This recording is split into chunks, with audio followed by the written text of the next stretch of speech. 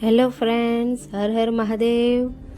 આજકાલ કરતાં આપણા ગુજરાતમાં શ્રાવણ માસ શરૂ થયાને 9 દિવસ થઈ પણ ગયા. બધા મહિનાઓમાં ખાસ કરીને શ્રાવણ માસનું વિશેષ મહત્ત્વ રહ્યું છે.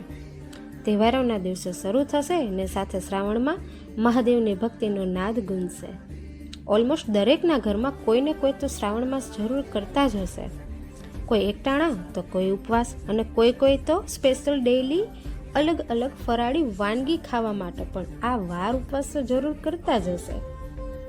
તો શું તમે પણ રોજ ફરાળમાં સૂકી ભાજી, પૂરી, થેપલા, મોરિયો ખાઈને બોર થઈ ગયા છો? તો આજે આપણે એકદમ હેલ્થી, ઇન્સ્ટન્ટ, યુનિક અને ટેસ્ટી રેસીપી બનાવતા શીખીશું, જે નાના મોટા દરેકની ફેવરેટ ડિશ બની જશે, જેનું નામ સાંભળતા જ મોઢામાં પાણી આવી જશે ને જ્યારે એ ડિશ બનીને રેડી થશે ને એટલે એ મિનિટોમાં જ ખવાઈને પૂરી થઈ જશે. તો ચાલો બનાવવાનું શરૂ કરીએ.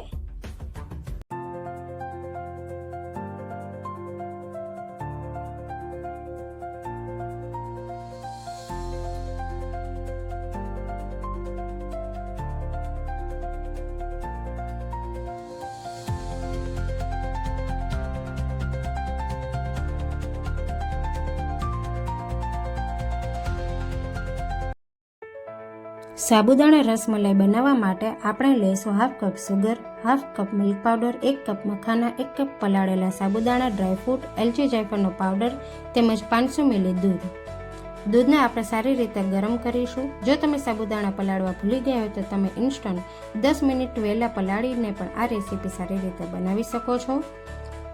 ત્યારબાદ એક મિક્સર જારમાં સુગર અને મિલ્ક પાવડરને દળી લેવા. ત્યારબાદ મખાના, ત્યારબાદ પલાળેલા સાબુદાણા, બધી વસ્તુને સારી રીતે ક્રશ કરી લેવો. ત્યારબાદ એક બાઉલમાં બધી વસ્તુઓને મિક્સ કરીને સાબુદાણાના નાના નાના બોલ બનાવી લેવા.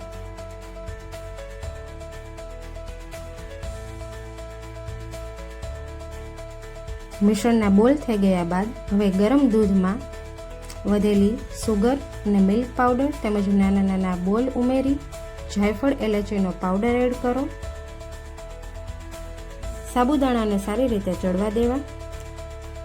વધીને 10 મિનિટની અંદર સાબુદાણા રસમલાઈ બનીને તૈયાર થઈ જશે. ત્યારબાદ તેને ગરમા ગરમ સર્વ કરી શકો છો.